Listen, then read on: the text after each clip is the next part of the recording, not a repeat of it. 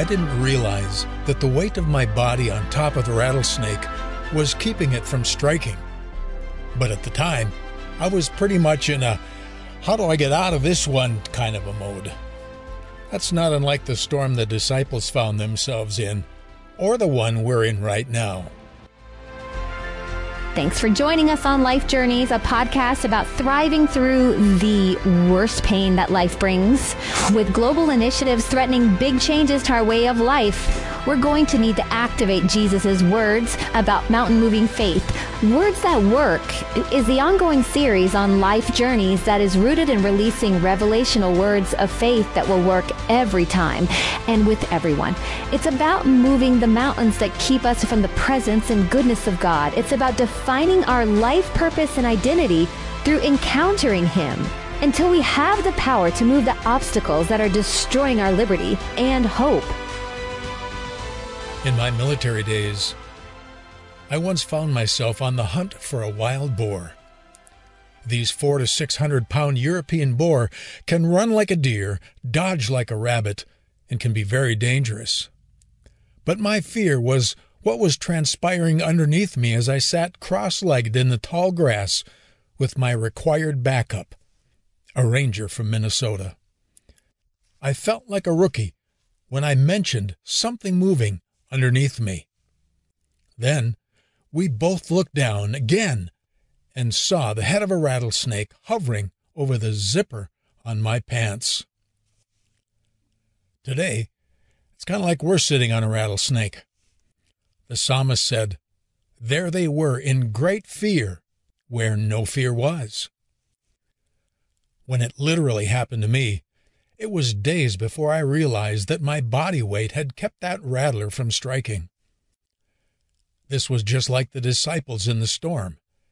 Jesus was with them, and He's with you, and there's nothing I can conceive of whereby He would tell you, "You'd be wise to be afraid here."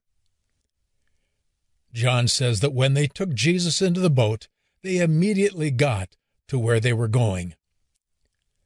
He often chooses to teach us in the storm, and taking Him into our boat, our life, is going to be the only way that we will get to where we need to be.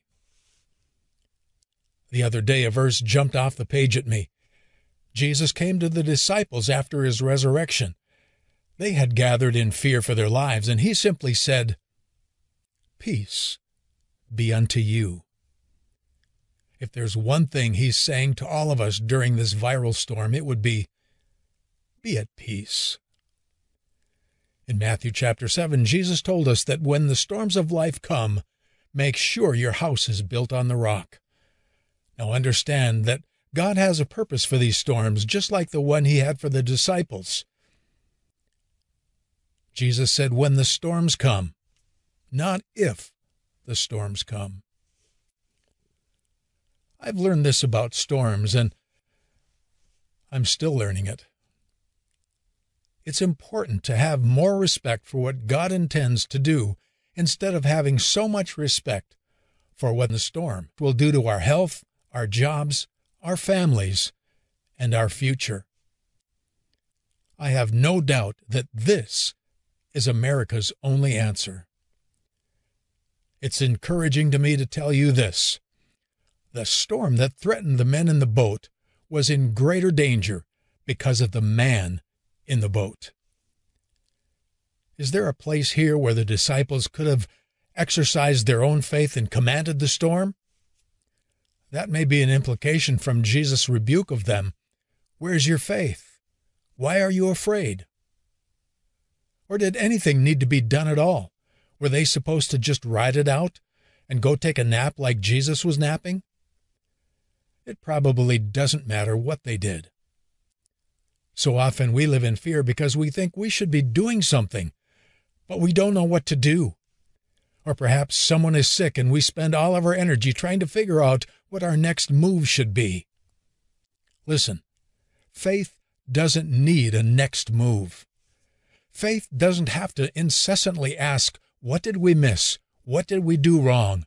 What should we do next? The point is the condition of faith or of fear. That's what Jesus addresses. He didn't say, you could have thrown out an anchor, you know.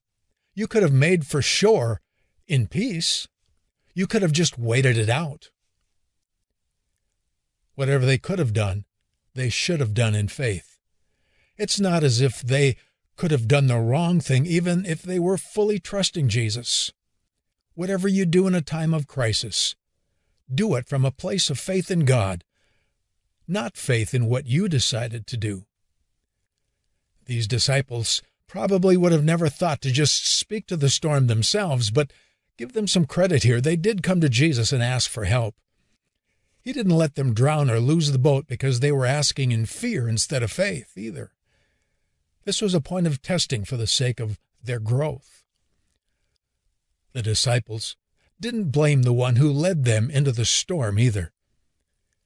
Training for greater faith requires a heart that is not quickly ready to accuse, criticize, or complain. Whether we're concerned about government agendas, conspiracy theories, the collapse of our nation, losing our income, or getting sick, God has let it happen for a reason. And though we are imperfect people, our worrying or protesting isn't going to change much of anything.